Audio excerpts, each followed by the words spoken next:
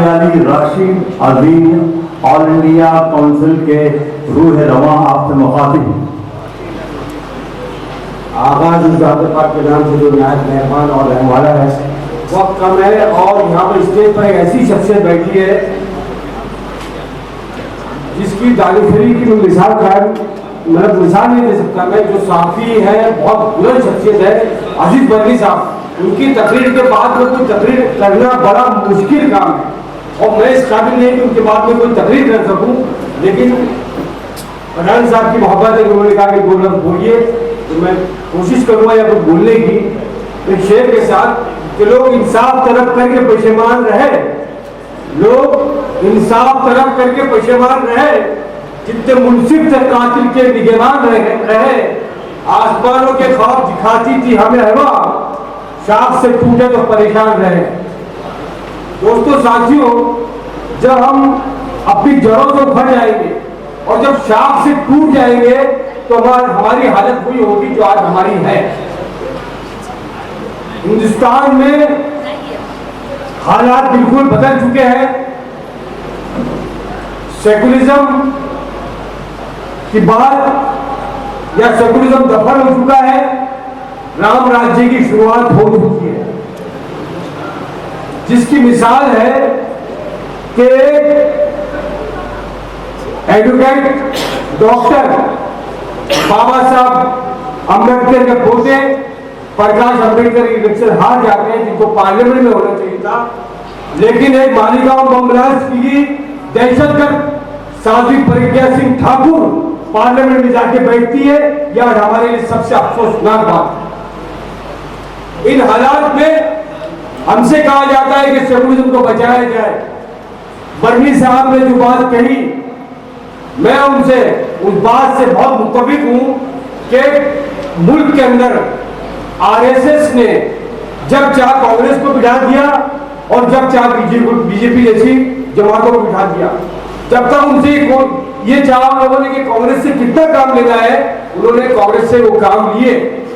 आज आरएसएस और जनसंघ परिवार की जितनी शाखें हैं, उनको फलने फूलने में, उन सफलों को दूध पिलाकर हंसता बनाने में सबसे बड़ा रोल कांग्रेस का रहा है। हम मिली तंजीमों के जिम्मेदार, ऑल इंडिया मिली काउंसिल, जमीयत उलमा, जमात इस्लामी, डॉक्टर अजीमुद्दीन साहब यहाँ पर नहीं है। हमने आजाद मैदान में ना जाने कितने धरने और मोर्चे किए कि जब यहाँ पर बम ब्लास्ट हो रहे थे, मालीगांव समझौता एक्सप्रेस थे, तो हमने ये डिमांड की थी कि आरएसएस को बैन किया जाए। वो कांग्रेस का दौर था, आरएसएस को बैन करने अगर कांग्रेस चाहती तो बैन कर सकती थी, लेकिन नहीं किया, क्योंकि आरएसएस में कांग्रेस में तब भी आरएसएस के लोग थे और आज भी है, बहुत सारे सेकुलर लोग भी हैं, इस पर कोई शक नहीं है, अच्छे लोग भी हैं, लेकिन इसको चलाने का काम आरएसएस के लोग ही करते आए हैं। जिसकी मिसाल है, किसी लीडर ने कहा कि देश का सबसे पहला प्रधानमंत्री जो जनसंघ का था, आरएसएस का था, नरसिम्हा राव का था, जिसने बाबरी मस्जिद को शहीद किया। तो दोस्तों, अब सवाल हमारे सामने ये है कि इस इलेक्शन में हमने देखा कि मकामी पार्टियां खत्म हो गई। कांग्रेस ने बहुत जोरों शोर से इलेक्शन लड़ा, नजर तो यही हमें आ रहा था, लेकिन वो चारों खाने जो चित हो गई। अब कोई पार्टी मकामी ना बची है, न कांग्रेस जैसी जमात बची है।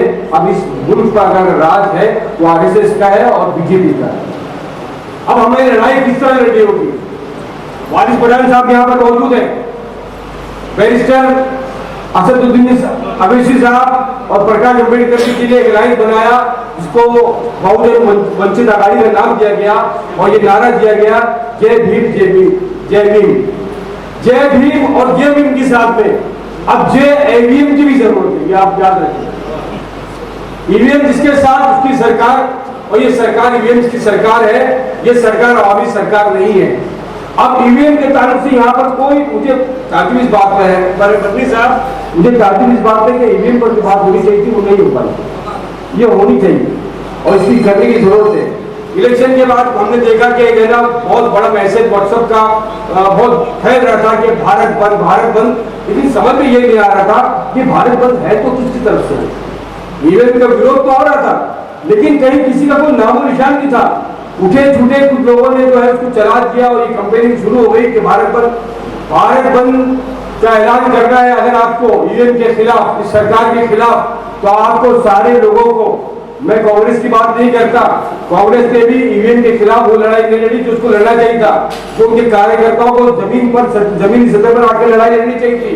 लेकिन आज अगर ईवीएम के खिलाफ लड़ना है तो जितनी सियासी पार्टियां जो आज मैं शमशेर लाल पठान साहब को मैं बहुत बहुत बधाई दूंगा और मुबारकबाद पेश करूंगा कि आज उन्होंने सभी पार्टियों के जिम्मेदारों को, यहाँ पर जहीर काजी साहब है, अजीज बर्मी साहब है, अबू आसिफ आदमी साहब है,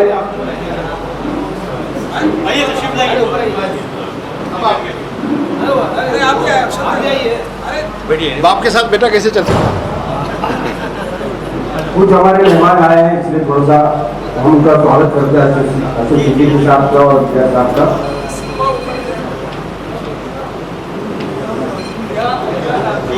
तो आइए हम उसी तरफ चलते हैं कि ईवीएम की जो विरोध होना चाहिए, जो उसकी मुखालफत होनी चाहिए, वो सबको मिलकर करनी चाहिए और एक ठोस रायनामा तैयार करने की जरूरत है। और दूसरी चीज ये कि ईवीएम को लेकर ये सारी पार्टियां तय करें, अगर ईवीएम नहीं हटाई जाती है तो हम कोई भी पार्टी इलेक्शन में शामिल नहीं होगा, इलेक्शन का हिस्सा नहीं बनेगा। मैं ये इस तरह से मैं अपील चाहूंगा इन पार्टियों से कि इस तरह का ऐलान करें कि अगर ईवीएम के जरिए इलेक्शन होता आने वाले असेंबली का तो कोई भी पार्टी इस इलेक्शन में शामिल नहीं होगी।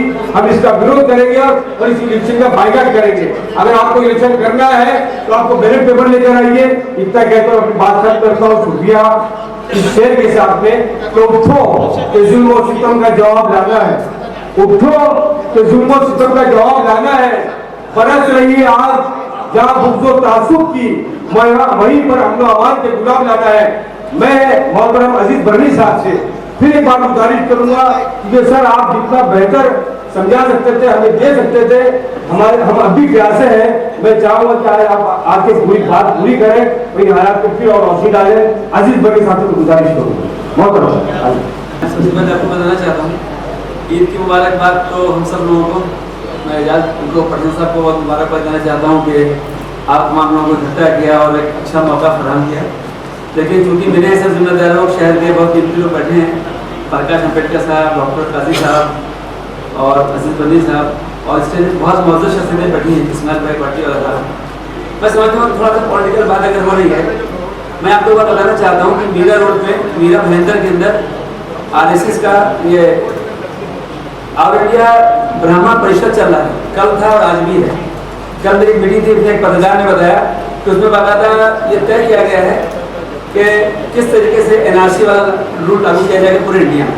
आप तमाम लोगों को मालूम, व्हाट्सएप सभी लोग मौजूद हैं कि वो जो अमित शाह के नाम से कि वो चल रहा है कि खाली आसाम में नहीं बल्कि पूरे देश के अंदर NRC लागू किया जाएगा और मुसलमानों को जिनके पास डॉक्यूमेंट नहीं है वो आपको उससे ज़्यादा मालूम व्हाट्सएप आपने देखा होगा। मैं इस बात के हवाले से आगे बात करता हूँ। जो लोग बात कहते हैं कि भारत के संविधान हम बदलने नहीं देंगे, हम सब लोग ये चाहते हैं, हमारे दिल की आवाज़ है कि हमारा संविधान हमारी सुरक्षा के लिए। लेकिन मैं आपको बताना चाहता हूँ एक बात कि जब हिंदू राष्ट्र आएगा तो ऐसा नहीं होगा कि संविधान हटा देंगे और दूसरा संविधान लाकर बिठा देंगे। आपको पता होना चाहिए कि पिछले 50 सालों से देश जो है संविधान में ही अमेंडमेंट पे चल रहा है। हर एक बार कोई अमेंडमेंट होता है और ये संविधान बाकी रहेगा। इस संविधान के रहते रहते इतने अमेंडमेंट हो जाएंगे उसके अंदर, इस संविधान रहते रहते भी वो पूरा काम कर जाएगा हिंदू राष्ट्र का, वो संविधान का ढांचा जरूर रह जाएगा, लेकिन संविधान के इतने अमेंडमेंट कर दिए जाएंगे कि वो संविधान आपको आपका हक नहीं दिला पाएगा। ऐसी चीजें उसमें अमेंडमेंट करके ले आई जाएंगी कि संविधान रहेगा मगर आपको वो संविधान के अमेंडमेंट से संविधान चलेगा। एक बात ये ध्यान रखिए। दूसरी बात मैं कहना चाहता हूँ कि राज्यसभा में अभी जो मेजोरिटी अगर आती है बीजेपी की या इस तरीके की फिरकाबंद लोगों की, तो हम लोग अगर ये जो पिछले 20, 30, 50 सालों से जो हम पॉलिटिक्स कर रहे हैं हमारे अपने मफाद के लिए और समाज को और देश को एक किनारे रखकर, या थोड़ा बहुत देश का फायदा हो जाए, कौम का फायदा हो जाए, लेकिन मेरा फायदा होना चाहिए, मेरा फायदा है तो देश का फायदा है, मैं जीता तो देश जीत गया, तो ये पॉलिटिक्स से थोड़ा बाहर निकलना पड़ेगा।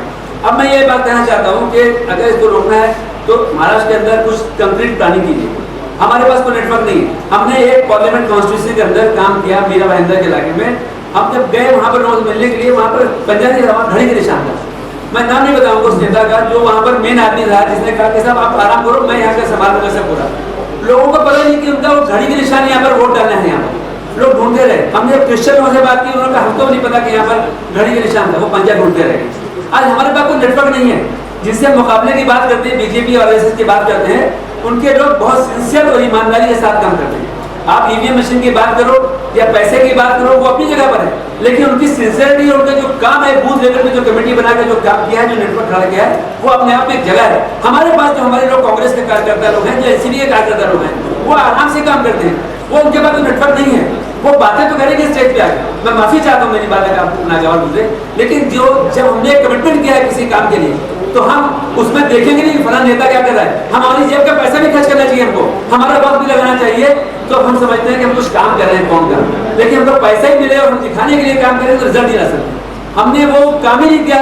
ये अगर पॉलिटिकल चेंज चाहिए था तो हमको जिस तरीके से काम करना चाहिए था, और वो हमने काम नहीं किया। और मैं आगे की बात ये कहना चाहता हूँ कि इस वक्त अब हालात ये है कि इस वक्त पार्लियामेंट के इलेक्शन में पूरे हिंदुस्तान के मुसलमानों ने चाहा था कि कांग्रेस को सपोर्ट मिले। लोगों ने तीसरी फ्रंट को, तीसरे पार्टी को वोट नहीं दिया। इसलिए नहीं दिया कि भाई चलो कांग्रेस आएगी, बीजेपी को हरा देगी, लेकिन इसके बावजूद भी कांग्रेस नहीं आ सकी। या तो पता नहीं कि अंडरस्टैंडिंग है कांग्रेस और बीजेपी के अंदर ईवीएम को लेकर के, ये मैं नहीं कह सकता, लेकिन मैं इतना जरूर कहना चाहता हूँ कि लोगों ने थर्ड फ्रंट को कहीं भी कंसीडर नहीं किया। लेकिन आज मैं कहना चाहता हूँ कि महाराष्ट्र के असेंबली इलेक्शन में कांग्रेस को मैं पठान साहब को मुबारकबाद देना चाहता हूँ कि पठान साहब एक ऐसा आदमी है जो पिछले 2 साल से 3 साल से कांग्रेस की स्पेलिंग चेंज कर दी उन्होंने। शायद आप उनके व्हाट्सएप ध्यान में होंगे, उन्होंने उसमें ई हटा दिया। कौन आरएसएस लिखा है उन्होंने। मैं समझता हूँ कि आप अगर देखें पिछले 50 सालों में बीजेपी और आरएसएस जहाँ पहुंची है, 50 साल सत्ता में कौन रहा। जब कांग्रेस के लोग सत्ता में होते हैं, जब कांग्रेस के लोग सत्ता के बाहर होते हैं, तो मुसलमानों से कहते हैं कि भाई सेकुलर पार्टी को वोट दो, और जब सत्ता में बैठ जाते हैं तब वो सेकुलरिज्म भूल जाते हैं। अभी कांग्रेस की सरकार बनी है एमपी के अंदर, उसके बाद वहां पर मुसलमान को मारा गया, ये गाय वाले मामले को लेकर, गोश्त को लेकर, उस मुसलमान पे एनएसए भी लगाया गया। मुसलमानों के खिलाफ जो कार्रवाई हुई, अगर कांग्रेस पार्टी आई है तो सेकुलर दिखना चाहिए ना कि कांग्रेस भी सेकुलर है। कांग्रेस के सेकुलरिज्म मुसलमानों को क्यों नहीं काम आता है। तो ये जो पॉलिसी है, मुझे लगता है कि अब मुसलमानों को ज्यादा 50 साल तजुर्बा किया है। एक बार मैं कहना चाहता हूँ क्या है सबके साथ कि अब इस बार असेंबली इलेक्शन में मुसलमानों को कांग्रेस का बाइकआउट करना चाहिए। कोई नो बीजेपी नो कांग्रेस, ये एक सिक्के के 2 रुख हैं। आप अभी इन्होंने एक काम करके दिखाया है, अम्बेडकर साहब ने एक अच्छे लीडर हैं, जमाने से काम किया है, वंचित समाज को इकट्ठा किया है। मुसलमानों को भी ये फ्रंट पार्टी नहीं करना चाहिए। जो छोटी छोटी पार्टियां हैं, बड़ा साहब आप खड़े हो, आगे आओ, तमाम लोगों को जोड़ो, आसिम भाई को बात करो, वैसे साहब ने एक बड़ा काम किया है, एक मजबूत ताकत बनाओ। ये कहा जाता है कि ये खड़ा हो गया वोट काट देगा, वो फिरका परस्त पार्टी आ जाएगी। तो फिरका परस्त पार्टी का कसर छोड़ने के लिए आपने बचाया क्या हमारे लिए, तो हमको इसका डरना नहीं चाहिए। आप आज जब भी पार्टी खड़ी करोगे, मुसलमान अगर हिंदुस्तान में सेकुलरिज्म की बात करते हैं तो फिरका परस्ती कहां से हो गई। अगर हिंदू फिरका परस्ती की बात करते तो सेकुलरिज्म है, और मुसलमान होकर के अगर सेकुलरिज्म की बात करते तो फिरका परस्ती हो जाती है। तो मेरा मानना है कि मुसलमानों को अपना कुछ पॉलिटिकल पावर बनाना चाहिए। यादव की पार्टी है, ब्राह्मण की पार्टी है, बनिया की पार्टी है, सबकी पार्टी है, दलित की पार्टी, मुसलमान की पार्टी नहीं। मुसलमान की पार्टी रहेगी, फिरका परस्ती हो जाएगी। ये कौन सी सोच है, ये क्या सुझाया गया हमको। तो भाई मेरे अब थोड़ा सा होश में आना चाहिए हमको। और दूसरी बात यह है कि हमको नेटवर्क बनाना चाहिए।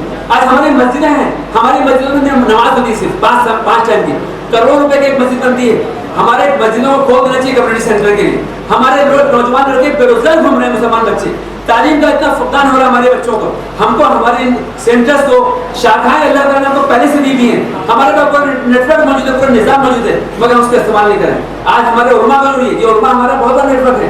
उलमा को मसाजिद को, मदारिस के बच्चों को ट्रेन कीजिए, उनको कंप्यूटर सिखाइए, ये पूरा नेटवर्क यूज कीजिए। आप एक बूथ लेवल पे कमेटी बनाइए, आप जिसको चाहेंगे उसको वोट पड़ेगा। आज आपके चाहने वाले वोट है, जो कांग्रेस के चाहने वाले थे, उनके घर में पहुंची नहीं आ रही, उनको पता नहीं उनका नाम कहां पर है, कोई पूछने वाला नहीं है। यानी ऐसा नहीं लगे कांग्रेस के वोटर की किसी को परवाह ही नहीं है, तो वोट क्या पड़ेगा, वोट कौन डालेगा आपको यार। तो भाई मेरा ये बोलना है कि असेंबली इलेक्शन में थोड़ा हम लोग कुछ प्लानिंग करें। अगर हम सरकार यहाँ बीजेपी की बनती भी है तो ऐसी सरकार बने कि कमजोर बने, वरना कोशिश ये करो कि कांग्रेस एनसीपी की या अल्टरनेट सरकार बने, वो भी कमजोर सरकार बने, जिसपे तीसरे फ्रंट की बैसाखी लगाना पड़े। जब तीसरे फ्रंट की बैसाखी लगेगी तभी आपका भला हो पाएगा। अगर इस तरीके से सरकार बनेगी तो कुछ होगा नहीं। आज की इस मीटिंग के स्टेज पे तो नहीं कर सकता हूँ, लेकिन कम से कम बैठ के कुछ प्लानिंग होना चाहिए, मंथन होना चाहिए। और खाली स्टेज की बात नहीं है, हम लोगों को आने वाले असेंबली इलेक्शन तक रात और दिन काम करना चाहिए, भूखे रहकर भी काम करना चाहिए। हमको नेताजी पैसा देंगे तो नहीं, अपनी जेब का पैसा ला के हमको देश की भलाई के लिए और अपने कौम की भलाई के लिए काम करना चाहिए। शुक्रिया। अस्सलाम वालेकुम वरहमतुल्लाहि वबरकातुहू।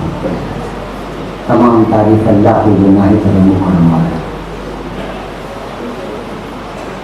दोस्तों, बुजुर्गों और आए हुए मेरे तमाम मौजूद मेहमानों, माँ बहनों, आज इस ईद मिलन के प्रोग्राम को जो शख्सियत ने मुंतखब किया है, जनाब शमशेर खान पठान साहब को मैं तहे दिल से मुबारकबाद देता हूँ। तमाम आए हुए मेरे मौजूद मेहमानों, दोस्तों, माँ बहनों, आप तमाम लोगों को भी फैसल बनारस वाला की जानिब से तहे दिल से ईद मिलन की बहुत बहुत मुबारकबाद। अभी बंजारा साहब ने कुछ सियासी बातें छेड़ के एक माहौल को एक ऐसी दिशा देने की कोशिश की और ऐसी शख्सियत जिनका नाम लेने से पहले इंसान ये सोचता है कि जिन्होंने संविधान बनाया, डॉक्टर बाबा साहेब अम्बेडकर साहब, उनके नातू यानी पोते जनाब प्रकाश खता बाला साहेब अम्बेडकर साहब की मौजूदगी में आज इधर जो बात रखी गई, वाकई में बंजारा साहब ये तारीफ काबिल है। और मैं आपको बहुत बहुत अभिनंदन देता हूं कि तुमने कुछ पल के अंदर बहुत सी बातें, एक आईना दिखा दिया सामने। अब तय करना है हम सबको कि आसमान की बुलंदी से जद लौटाना, हमें जमीन के मसाइल पे बात करनी है। ये फिरका परस्त ताकत है, ये मनुवादी ख्यालात के लोग जिन्होंने ये देश को बांटने का और छांटने की जो साजिश गंदी रची है, अगर उसमें कोई अंकुश लगा सकता है तो माननीय प्रकाश खता बाला साहेब अम्बेडकर साहब, इनके सिवा कोई ऐसा नहीं है इस महाराष्ट्र के अंदर जिन्होंने इस लोकसभा इलेक्शन के अंदर 40 लाख वोट लाकर एक तीसरी विकल्प महाराष्ट्र में ऐसा तैयार किया है कि ये मनुवादी ख्यालात के लोग अब सोचने पे मजबूर हो गए कि हम जाए तो कहां जाए। आज हम सब प्रकाश खता बाला साहेब अम्बेडकर साहब के साथ में कंधे से कंधा मिलाकर ईद मिलन का प्रोग्राम में जो हम सब इकट्ठा हुए हैं, और मैं उम्मीद करता हूं मुस्तकबिल में शमशेर खान पठान साहब, अगर आपकी मेहनत, जिस अंदाज में आप अपनी मेहनत दिखा रहे हो, कोशिश कर रहे हो, विधानसभा पहुंचने की पूरी कोशिश की जा रही है, और प्रकाश खता बाला साहेब अम्बेडकर साहब ने अगर आपको वंचित बहुजन अघाड़ी के माध्यम से, हम सब ये चाहेंगे कि आप विधानसभा में पहुंचो और एक ऐसा इनकलाब लेकर आओ इस महाराष्ट्र के अंदर कि कोई दूध मांगेगा तो उन्हें कहना कि खीर दे दूंगा, लेकिन वंचित बहुजन अघाड़ी को छेड़ोगे तो चीर दूंगा। आज वंचित बहुजन अघाड़ी माननीय प्रकाश खता बाला साहेब अम्बेडकर साहब के फाउंडेशन है, ये भाजपा बहुजन महासंघ के राष्ट्रीय अध्यक्ष, आज उनके इस फाउंडेशन की स्थापना से अल्हम्दुलिल्लाह हम लोगों ने 55 दंगल समाज, माली समाज, तेली समाज, कोमड़ी समाज, चर्मकार समाज, ऐसे कई समाजों को एक करके प्रकाश खता बाला साहेब अम्बेडकर साहब ने वंचित बहुजन अघाड़ी की स्थापना की। आज एक ऐसा विकल्प आपके सामने माननीय प्रकाश खता बाला साहेब अम्बेडकर साहब ने मुसलमानों के सामने खास करके रखा है कि तुम्हें डरने की जरूरत नहीं है। जब तक बाबा साहेब अम्बेडकर साहब के संविधान को बचाने की जो बात शमशेर खान पठान साहब ने कही है, यकीन मानिए ये 16% सच है कि आज आने नहीं देंगे संविधान के ऊपर। अगर एक संविधान का पन्ने के ऊपर की अगर कोई शब्द के ऊपर कुछ बात बनी तो इंशाअल्लाह हमने करबला करके दिखाई है, हम हकीकत भी करके बता सकते हैं, गर्दन कटा सकते हैं, लेकिन संविधान को बदलने नहीं देंगे, ये वादा मैं आप लोगों से लेना चाहता हूं। आज हमने हर दौर से गुजरे हैं। आज प्रकाश अम्बेडकर साहब अल्हम्दुलिल्लाह उनको अल्लाह ने कोई कमी नहीं रखी है, खानदानी अल्हम्दुलिल्लाह उनको हर चीज से अल्लाह रब्बुल इज्जत ने नवाजा है, लेकिन वो आए सिर्फ आप लोगों के लिए। आप वंचित हो, आप किसी न किसी जुल्म के शिकार हो। ये आरएसएस, बजरंग दल, विश्व हिंदू परिषद, ये फिरका परस्त जो ताकतें हैं, ये तुम्हें खोखला करने की साजिश रच रही है। और उस साजिश के ऊपर अगर कोई अंकुश लगा सकता है तो प्रकाश पिता बाला साहेब अम्बेडकर साहब लगा सकते हैं। यही कहने के लिए प्रकाश पिता बाला साहेब अम्बेडकर साहब आज शमशेर खान पठान साहब की ईद मिलन के इस प्रोग्राम में आए और मैं उनका तहे दिल से अभिनंदन करता हूँ। जय हिंद, अस्सलाम वालेकुम वरहमतुल्लाहि वबरकातुहू। अच्छा होता मुझे बोलने का मौका मिलता प्रकाश अम्बेडकर जी और डॉक्टर ज़हीर काजी की मौजूदगी में। जरा ध्यान से सुनिए मेरी बात को। आप लोगों के सामने हमने प्रकाश अम्बेडकर के हाथ में एक लेटर दिया है। वो लेटर जो है देश की सभी पार्टियों के हाथ में जाकर दिया जा चुका है। अभी तक सेकुलरिज्म के नाम पर या जिसके भी नाम पर मुसलमानों के वोट लेने की तो कोशिश की गई है, उन्हें वोट बैंक से ज्यादा कुछ नहीं समझा। उस लेटर में जो 35 पैराग्राफ में सैकड़ों डिमांड हैं, सैकड़ों सुझाव हैं जो उसमें रखे गए हैं, वो एक एग्रीमेंट है। जो राहुल गांधी के साथ भी मीटिंग हो चुकी है, कई लोगों से मीटिंगें हो चुकी हैं। आप लोगों के सामने हमने वो लेटर प्रकाश अम्बेडकर जी को दिया है। बर्दी साहब और पठान साहब का ध्यान मैं इस तरफ चाहूंगा, आप लोगों का भी ध्यान चाहूंगा। प्रकाश अम्बेडकर के साथ बहुत सारे लोग होंगे, उनको बहुत सारे करीब से जानते होंगे, लेकिन प्रकाश अम्बेडकर के साथ 12 साल हम साए की तरह रहे हैं। हमसे ज्यादा मुसलमानों में महाराष्ट्र में कोई उनको नहीं जानता। ज़हीर काजी साहब ने एक अच्छी अपील की कि शमशेर खान पठान साहब को अपने गठबंधन में ले लीजिए, लेकिन जहां तक मुझे समझा है उन्होंने जो जवाब दिया था कि हमने एक को ले लिया है, इसका मतलब उन्होंने इनकार किया है। मैं होता तो मैं भी अपील करता और उनको सामने हमारे जो 12 साल गुजारे हैं वो इतिहास उनके सामने गुजार करके बता करके मजबूर करता कि शमशेर खान पठान को उनको लेना पड़ता। फिर भी नहीं है तो आप लोगों को बताया देता हूं। बाबरी मस्जिद शहीद होने के बाद देश भर में जो कुछ हालात बने थे, जिन्होंने देखा था, उसके बाद महाराष्ट्र का मुस्लिम तबका, क्रीम तबका, यहाँ के बिल्डर, यहाँ के बड़े व्यापारी, यहाँ के छोटे मजदूर, किसान, सभी लोग प्रकाश अम्बेडकर के साथ मुसलमानों की टीम खड़े होने की कोशिश की थी। उसका मैं गवाह हूँ और हजारों लोग जो है बॉम्बे शहर में उसके गवाह हैं। नूरबाग भरा गया, एक बार, 2 बार इस्लाम जिमखाना भरा गया, 2 बार अम्बेडकर भवन भरा गया, 1 बार केसी कॉलेज भरी गई। मुसलमानों की तमाम जमातों का इत्तेहाद हुआ था, मसलकी इत्तेहाद भी, सियासी इत्तेहाद भी और तंजीमी इत्तेहाद भी उस वक्त हुआ था।